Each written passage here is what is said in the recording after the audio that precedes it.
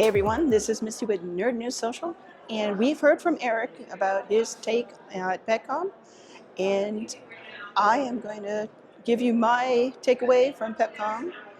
And for me, the winner in tech is going to be the Pawbby automated cat litter box.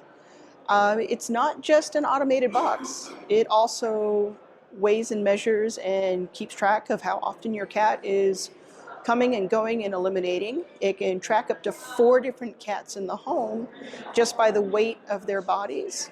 It's got a really cool sensor in front of it that keeps the machinery from moving around when your cat approaches the box, so there's no, scaring the cat away from his toilet.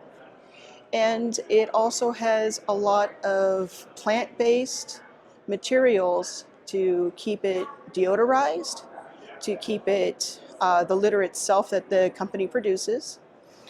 And the waste bin is good for up to 2 weeks on a single cat.